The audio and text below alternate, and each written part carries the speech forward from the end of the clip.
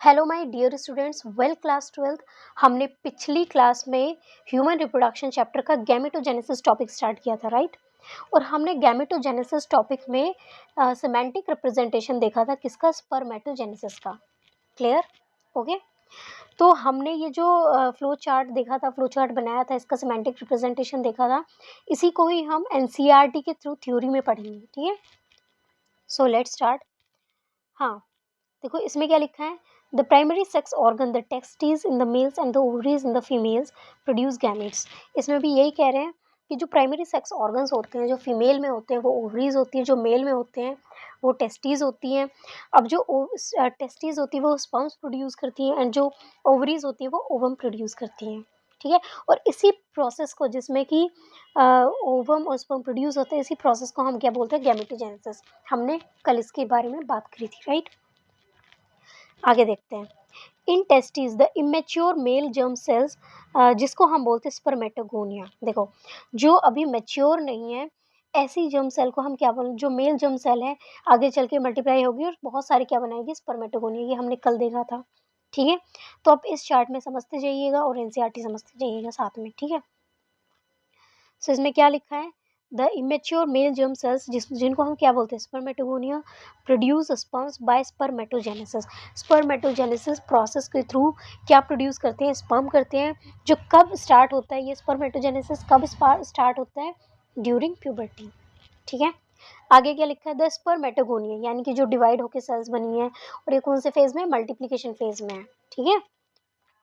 तो जो male germ cell है फर्दर डिवाइड हुई है, जो स्पर्मेटोगोनिया फर्दर डिवीजन होकर बहुत सारे क्या बनाए हैं? स्पर्मेटोगोनिया बनाए हैं। अब स्पर्मेटोगोनिया प्लूरल फॉर्म है और सिंगुलर फॉर्म में क्या बोलते हैं? स्पर्मेटोगोनियम, ठीक है। अब ये क्या कह रहे हैं? जो स्पर्मेटोगोनियम है या स्पर्मेटोगोनिया है, वो प्रेजेंट है on the inside of seminiferous tubule. जो हमने पहले देखा था कि जो कंपार्टमेंट है, जो 250 कंपार्टमेंट है टेस्टिस में, उसमें हर एक कंपार्टमेंट में 2 से 3 सेमिनिफेरस ट्यूब्यूल है, और हर एक सेमिनिफेरस ट्यूब्यूल में क्या है? स्पर्मेटोगोनिया है, ठीक है। और ये कैसे मल्टीप्लाई हो रहे हैं? Multiply by mitotic division and increase in number. वही सेम बताया मैंने कि मल्टीप्लिकेशन फेज है, माइटोसिस हो रहा है, मल्टीप्लाई होकर स्पर्मेटोगोनिया बहुत सारे बन रहे हैं, ठीक है। आगे लिखा है each spermatogonium is diploid and contains 46 chromosome. जो हमने यहाँ पर न्यूक्लियस के अंदर रिप्रेजेंट किया है कि कितने क्रोमोसोम? 46 क्रोमोसोम। आप देख सकते हैं सारों में, ठीक है, कि हर एक स्पर्मेटोगोनियम की सेल को कैसे होती है? डिप्लॉयड होती है, और वो कितने क्रोमोसोम्स होते हैं? उसमें 46 क्रोमोसोम्स होते हैं। क्लियर? आगे देखते हैं। Some of the spermatogonia called primary spermatocytes periodically undergoes meiosis। अब ये क्या कह रहे हैं कि जब प्राइमरी स्पर्मेटोसाइट, वो कौन सी होती है? जब जो स्पर्मेटोगोनिया है वो ग्रोथ फेज में चले जाते हैं। सेकंड फेज आ गया, ग्रोथ फेज। ग्रोथ फेज में चले जाते हैं, लार्ज अमाउंट ऑफ मटेरियल इकट्ठा कर लेते हैं, बड़े हो जाते हैं, तब उसमें क्या होता है? मियोसिस होता है। ये देखो क्या दिख रहा है? मियोसिस होता है, ठीक है। अब प्राइमरी स्पर्मेटोसाइट जो ये है, ठीक है, primary spermatocyte complete the first meiotic division, जिसको हम बोलते हैं क्या? Reduction division, and leading to formation 2 equal haploid cells called secondary spermatocyte. ये क्या कह रहे हैं कि सेकेंडरी स्पर्मेटोसाइट कैसे बनता है? जब प्राइमरी स्पर्मेटोसाइट में क्या होगा? मियोसिस होगा, और जिसकी वजह से 2 हैप्लॉइड सेल्स बनेंगी, जिनको हम क्या बोलेंगे? Secondary spermatocyte. यानी कि हर एक प्राइमरी स्पर्मेटोसाइट से 2 सेकेंडरी स्पर्मेटोसाइट बनेंगी, ठीक है। आगे देखते हैं। Which only have 23 chromosome in each. जो हमने सेल के अंदर, न्यूक्लियस के अंदर दिखाया कि 23 क्रोमोसोम है सेकेंडरी स्पर्मेटोसाइट में, ठीक है। आगे देखते हैं।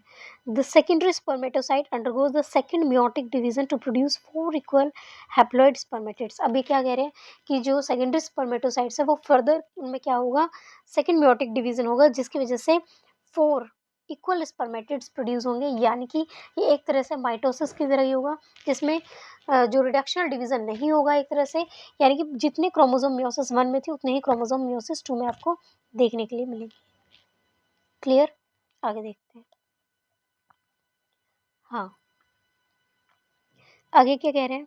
तो ये क्या बन गई? ये क्या है? स्पर्मेटिड्स है। स्पर्मेटिड्स किससे बने? सेकेंडरी स्पर्मेटोसाइट से बने। आगे देखते हैं। What would be the number of chromosome in the spermatids. अब ये पूछ रहे हैं स्पर्मेटिड्स में कितने नंबर ऑफ क्रोमोसोम होंगे। हमने कहा कि जितने क्रोमोसोम सेकेंडरी स्पर्मेटोसाइट्स में है, उतने ही क्रोमोसोम स्पर्मेटिड्स में होंगे। तो आप यहाँ देख सकते हैं। क्लियर? आगे देखिए। The spermatids are transformed into spermatozoa, जिनको हम क्या बोलते हैं, स्पर्म्स बोलते हैं, by the process called spermiogenesis. हमने देखा यहाँ कि देखो स्पर्मियोजेनेसिस क्या है, यहाँ पे देखिए, process of formation of spermatozoa from spermatids is called spermiogenesis. ठीक है, स्पर्मेटोजोआ क्या होते हैं, स्पर्म्स होते हैं, लेकिन जो स्पर्मेटोजोआ है वो एम्बिडेड होते हैं किसमें, सर्टोली सेल्स में, और वो बाद में रिलीज होके इंडिपेंडेंट मेल गैमीट यानी कि स्पर्म बनाते हैं। ठीक है, अब देखो आगे क्या लिखा है इसमें, after spermiogenesis sperm heads become embedded in Sertoli cells, जो भी बताया मैंने, सर्टोली सेल्स क्या करती है, नरिशमेंट प्रोवाइड करती है, इनको नर्स सेल भी कहा जाता है। ठीक है, और finally release from सेमनिफेरस tubule bye the process called spermiation. और वो प्रोसेस कौन सा होगा, स्पर्मिएशन, जिसमें कि ये देखो यहाँ लिख रहा है ना स्पर्मिएशन, कि जो स्पर्मेटोजोआ है वो अभी उनका हेड जो एम्बेडेड है सर्टोली सेल्स में, जब वो हेड निकलेगा इंडिपेंडेंट मेल स्पर्म बनेगा, तो वो क्या होगा, उस प्रोसेस को हम बोलेंगे स्पर्मिएशन, जिसके बाद एक इंडिपेंडेंट मेल गैमीट बनेगा। ठीक है, आगे देखते हैं, आगे स्पर्मेटोजेनेसिस के बारे में क्या कह रहे हैं ये था मैच्योरेशन फेज। ठीक है, आगे स्पर्मेटोजेनेसिस के बारे में कह रहे हैं, spermatogenesis starts at the age of puberty due to significant increase in the secretion of gonadotrophin releasing hormone. ये क्या कह रहे हैं कि जो स्पर्मेटोजेनेसिस है वो स्टार्ट होता है प्यूबर्टी के टाइम पे, किसकी और ये कब स्टार्ट होता है, जब गोनाडोट्रोफिन रिलीजिंग हार्मोन क्या होता है, इंक्रीज होता है। ठीक है, किसमें, गोनाड्स में, गोनाड्स मतलब कि मेल और फीमेल रिप्रोडक्टिव सिस्टम में। और जब ऐसा होता है, if you recall in a hypothalamic hormone, जो हमने 11th क्लास में भी पढ़ा था कि बहुत सारे हार्मोन्स पढ़े थे, एंडोक्राइन सिस्टम के बारे में पढ़ा था, उसमें बहुत सारे हार्मोन्स पढ़े थे। तो इसमें ही कह रहे हैं कि अगर आपको याद हो हाइपोथैलेमिक हार्मोन्स के बारे में अगर हमने पढ़ा था, तो हमने ये देखा था कि जब जीएनआरएच का लेवल बढ़ता है, जो जब यानी कि गोनाडोट्रोफिन रिलीजिंग हार्मोन, इसकी फुल फॉर्म क्या है, गोनाडोट्रोफिन रिलीजिंग हार्मोन, जब इसका लेवल बढ़ता है तो ये एक्ट करता है किस पर, इंटीरियर पिट्यूटरी ग्लैंड। एक पोस्टीरियर पिट्यूटरी ग्लैंड होती है, एक इंटीरियर पिट्यूटरी ग्लैंड होती है। जो इंटीरियर पिट्यूटरी ग्लैंड होती है उस पर क्या करता है, ये एक्ट करता है, और जिसकी वजह से क्या होते हैं, दो हार्मोन रिलीज होते हैं, कौन कौन से, ल्यूटिनाइजिंग हार्मोन और FSH, follicle stimulating hormone. Important है, नोट डाउन कर लीजिएगा कि जीएनआरएच के इंक्रीज होने की वजह से कौन से दो हार्मोन रिलीज करती है pituitary gland, that is luteinizing hormone and follicle stimulating hormone. ठीक है, अब आगे क्या कह रही है, जो एलएच है यानी कि ल्यूटिनाइजिंग हार्मोन है, ये एक्ट करता है लेडिक सेल्स पर। ठीक है, लेडिक सेल्स पर, and stimulate synthesis and secretion of androgens, और क्या रिलीज करता है, एंड्रोजन्स को रिलीज करता है। एंड्रोजन्स क्या है, वो बहुत सारे हार्मोन्स हैं जो मेल रिप्रोडक्टिव सिस्टम में हेल्पफुल होते हैं पूरे प्रोसेस में। ठीक है, पूरे स्पर्म फॉर्मेशन में प्यूबर्टी के बाद से। ठीक है, आगे क्या लिखा है, androgens in turn stimulate the process of spermatogenesis. जो एंड्रोजन्स है,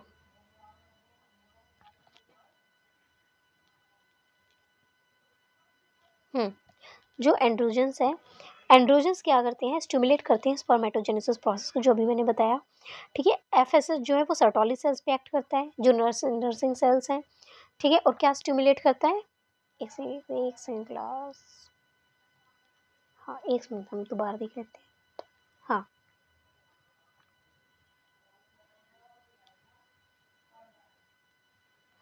हमने प्रोसेस देख लिया था। ठीक है, अब इसमें हम आगे देखते हैं।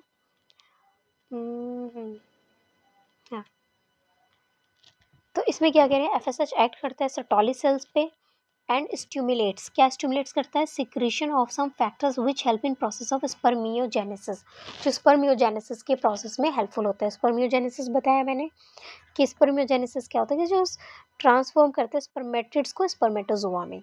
ठीक है, और स्पर्मेटोजोआ के बाद क्या बनते हैं, वो स्पर्म बनते हैं, जिसको हम स्पर्मिएशन बोलते हैं। ठीक है, स्पर्मिएशन प्रोसेस के थ्रू, राइट। आगे देखते हैं, let us examine the structure of sperm. अब ये क्या बता रहे हैं कि अभी तक हमने पूरा स्पर्मेटोजेनेसिस का प्रोसेस देखा, अब हम एग्जामिन करेंगे या देखेंगे कि स्पर्म का स्ट्रक्चर कैसा है। ठीक है, उसको देखने से पहले एक बार सेमनीफेरस ट्यूब्यूल का डायग्राम देख लेते हैं हम। एक सेकेंड क्लास, ओहो थोड़ी सी गड़बड़ हुई है, ये डायग्राम थोड़ा ढक गया है।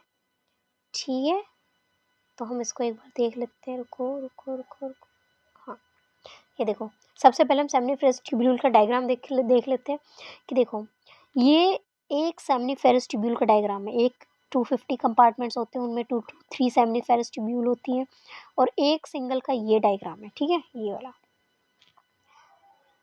ठीक है। ये तो इस इंटरस्टिशियल स्पेस होता है, ब्लड वेसल्स होती हैं। इसके आगे चलते हैं। देखो, ये है सर्टोली सेल्स, क्या प्रोवाइड करती है, नरिशमेंट प्रोवाइड करती है, ठीक है। ये है प्राइमरी स्पर्मेटोसाइट्स, ये वाली, ठीक है। फिर इस प्राइमरी के बाद क्या बनी, सेकेंडरी स्पर्मेटोसाइट्स, जो कि सर्टोली सेल्स से एम्बेडेड है, सेकेंडरी स्पर्मेटोसाइट्स, ठीक है। फिर क्या है, स्पर्मेटिड्स, देखो ये स्पर्मेटिड्स, यहाँ पे ये सेकेंडरी स्पर्मेटोसाइट, और स्पर्मेटिड्स किसके साथ एम्बेडेड है, सर्टोली सेल्स के साथ। स्पर्मेटिड्स के साथ जो क्या बनेंगे, स्पर्मेटोजोआ बनेंगे, ये देखो ये स्पर्मेटोजोआ है। फिर ये बाहर निकल जाएंगे और इंडिपेंडेंट हो जाएंगे, जो जिसको हम बोलेंगे स्पर्म, ठीक है। तब याद रखिएगा कि आपको एक इंडिपेंडेंट सेल ऐसे डबल लेयर वाली दिखानी है, that is Sertoli cell, then embedded, ठीक है। इंपॉर्टेंट डायग्राम है, this is very very very important diagram for your board exams, clear. Board exam के लिए बहुत इंपॉर्टेंट डायग्राम है। कई बार 2 मार्क्स में, यानी कि 5 हो सकता है, 5 मार्क का क्वेश्चन हो उसमें, लेकिन 2 मार्क्स का ये पार्ट हो, या 3 नंबर का क्वेश्चन हो लेकिन 1 नंबर का ये पार्ट हो, ठीक है।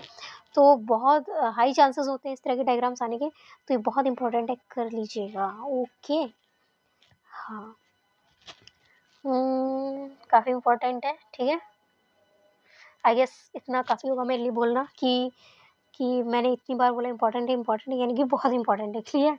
हाँ, आगे देखते हैं। हाँ, हम आगे क्या कर रहे थे, हम आगे पढ़ रहे थे ये, ओके। हाँ हाँ हाँ, क्लास देख सकते हैं आप इसमें, ओके। तो इन्होंने यहाँ तक हमने देख लिया था, अब हम आगे देखेंगे स्ट्रक्चर ऑफ स्पर्म, ठीक है।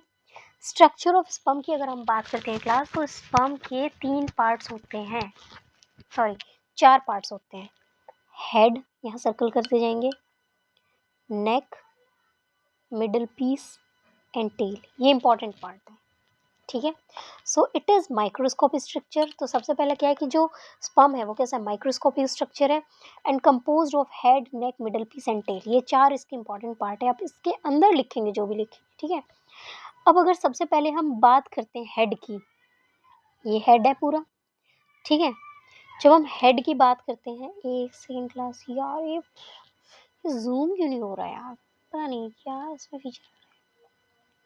हाँ हाँ, कोई बात नहीं, चलो, ठीक है।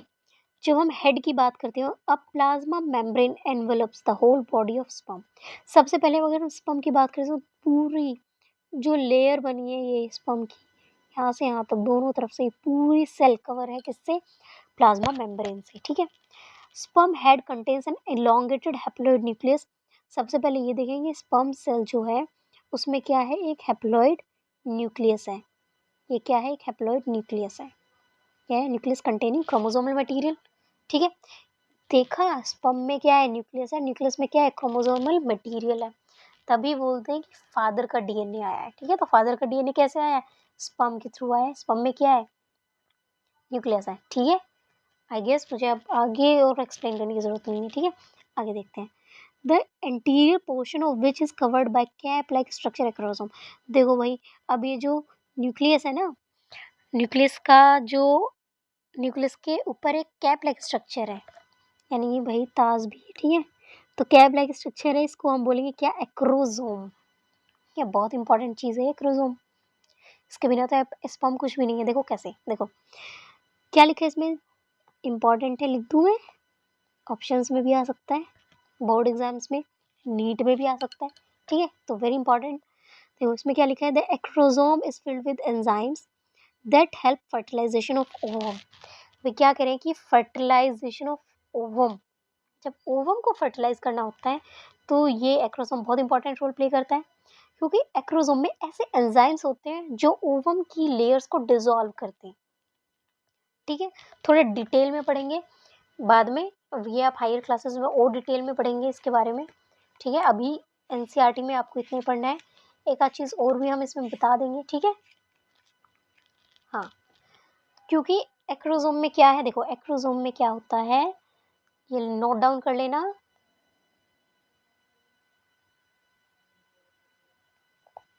हाइड्रोलिटिक एंजाइम होते हैं, ठीक है, जो ये एंजाइम हेल्प करते हैं to helps in penetration of sperm into the ovum. ठीक है, समझ आ गया? ओके, आगे चलते हैं। आगे क्या लिखा है, मिडिल पीस। देखो हेड की बात हो गई, प्लाज्मा मेम्ब्रेन तो पूरे पूरे इसको कवर किया हुआ है, ठीक है, पूरे स्पर्म को। हेड में एक्रोसोम, न्यूक्लियस, और न्यूक्लियस में क्रोमोसोम मटेरियल, इंपॉर्टेंट चीज़ है। ये पूरे हेड की बात हो गई, ठीक है। आगे देखते हैं। देखो जब आप हायर क्लासेस में पढ़ोगे तो और डिटेल में पढ़ोगे, लेकिन अभी आपको इतना ही पढ़ना है, ठीक है, क्योंकि ये आपके बोर्ड एग्जाम में यही पूछे जाने हैं और आपको यही लिखना है, ठीक है। आगे देखते हैं। Middle piece possesses numerous mitochondria which produces energy for the movement of tail that facilitates sperm motility essential for fertilization। देखो 9th क्लास में रट रट के पढ़ाया जाता है, सेल चैप्टर में क्या पढ़ाया जाता है कि भाई जो माइटोकॉन्ड्रिया है वो क्या करता है, एनर्जी प्रोवाइड करता है। माइटोकॉन्ड्रिया एनर्जी प्रोवाइड करता है, provide energy, power house of the cell, power house of the cell, ठीक है। तो देखो ये जो मिडिल पीस है, इस मिडिल पीस में ये क्रिस क्रॉस लगे, ये ऐसे स्ट्रक्चर दिख रहे हैं ना, जैसे स्टेयर्स हो, ये क्या है, ये माइटोकॉन्ड्रिया है। और इन माइटोकॉन्ड्रिया की वजह से ही जो स्पर्म है उसको एनर्जी मिलती है मूव करने के लिए, किसमें, फीमेल ट्रैक में मूव करने के लिए, ठीक है। तो एनर्जी कौन प्रोवाइड करते हैं स्पर्म को मूव करने के लिए, दैट इज माइटोकॉन्ड्रिया, जो किसमें प्रेजेंट होते हैं, मिडिल पार्ट में या मिडिल पीस में, किसके, स्पर्म के, ठीक है। आगे देखते हैं। तो ह्यूमन मेल इजैक्यूलेट अबाउट 200 से 300 million sperms during a coitus of which for normal fertility. देखो नॉर्मल फर्टिलिटी के लिए एक एक बार के कोइटस में, यानी कि एक बार के सेक्सुअल इंटरकोर्स में एक नॉर्मल ह्यूमन बीइंग, अब यहाँ नॉर्मल ह्यूमन बीइंग क्या क्यों कहा गया है, क्योंकि हो सकता है उसको कोई रिप्रोडक्टिव सिस्टम से रिलेटेड प्रॉब्लम हो, नहीं वो नहीं होनी चाहिए, ठीक है। उसकी कोई बहुत ज़्यादा बैड हैबिट नहीं होनी चाहिए कि जो उसके स्पर्म क्वालिटी को वो करे, ठीक है। तो एक नॉर्मल ह्यूमन 200 से 300 स्पर्म प्रोड्यूस करता है भाई एक कोइटस में, ठीक है, यानी एक सेक्सुअल इंटरकोर्स में, ताकि फर्टिलाइजेशन हो सके, ठीक है। अब सोचो 200 से 300 स्पर्म्स निकल रहे हैं, उनमें से सिर्फ एक ही है जिसको रेस लगा के ओवम से मीटिंग करनी है और एक नया ऑर्गेनिज्म बनाना है। आप ये देख लो, ठीक है, मतलब यहाँ पर भी कितना ज़्यादा कंपटीशन है, राइट। हाँ, आगे देखते हैं। At least 60% sperms must have normal shape and size, at least 40% of them must show vigorous motility. अब इसमें क्या कह रहे हैं कि भाई देखो, अब ये जो 300 स्पर्म हुए उसमें से अब जो परसेंटेज की अगर हम बात करें तो जितने भी स्पर्म प्रोड्यूस हुए हैं उनमें से 60% स्पर्म्स की जो शेप है वो नॉर्मल होनी चाहिए, कहीं ऐसा ना हो कि प्रोडक्ट भी अब नॉर्मल हो, ठीक है। तो नॉर्मल शेप वगैरह होनी चाहिए। दूसरा 40% कम से कम उनमें विग्रस मोटिलिटी होनी चाहिए। विग्रस मोटिलिटी, विग्रस का मतलब है बहुत तेज़ स्पीड, पीटी ऊषा की तरह, ठीक है, बहुत तेज़ स्पीड होनी चाहिए ताकि वो रेस लगा सकें और बहुत जल्दी स्पीड से वो आगे बढ़ सकें, ठीक है, मीट कर सकें अपनी लाइफ ख़त्म होने से पहले, वो किससे मिल जाए, ओवम से मिल जाए, ठीक है, ओके। हाँ, आगे देखते हैं। Sperms release from the seminiferous tubule are transported by accessory ducts. अब ये क्या करें, जब सेमनिफेरस ट्यूब्यूल से स्पर्म रिलीज हो जाते हैं, सर्टोली सेल से रिलीज हो गए भाई यहाँ पर, ठीक है, मेल गैमेट्स इंडिपेंडेंट बन गए, तब वो किसके थ्रू ट्रांसपोर्ट होते हैं, एसेसरी डक्ट्स, जो हमने पहले बात करी थी कि वे रीड टेस्टिस है, एपिडिडाइमिस है, इनके थ्रू क्या होती हैं, ट्रांसपोर्ट होते हैं, ठीक है। अब आगे क्या लिखा है, secretion of epididymis vas deferens seminal vesicle and prostate are essential for maturation motility of sperm. ये सारी जो डक्ट्स वगैरह हैं, ग्लैंड्स वगैरह हैं, ये सब क्या करते हैं, इंपॉर्टेंट है स्पर्म की मोटिलिटी के लिए। बहुत सारी जैसे सेमिनल वेसिकल सिक्रीशन भी प्रोवाइड करती है, किसी तरह का प्लाज्मा, सेमिनल प्लाज्मा बनता है जिसकी वजह से स्पर्म को मोटिलिटी में हेल्प होती है, ठीक है। Constitute the semen. देखो अब ये क्या कह रहे हैं कि seminal plasma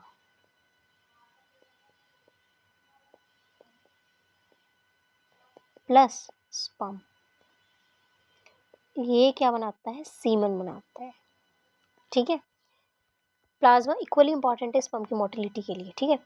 the function of the male accessory ducts and the glands are maintained by testicular hormones. और ये जो फंक्शंस हैं इनको कौन रेगुलेट करता है, हार्मोन्स, टेस्टिकुलर हार्मोन्स, जिनको हम क्या बोलते हैं, एंड्रोजन्स। बहुत सारे हार्मोन्स है, FSH है, LH है, ये सब, ठीक है, जो भी हमने देखे थे।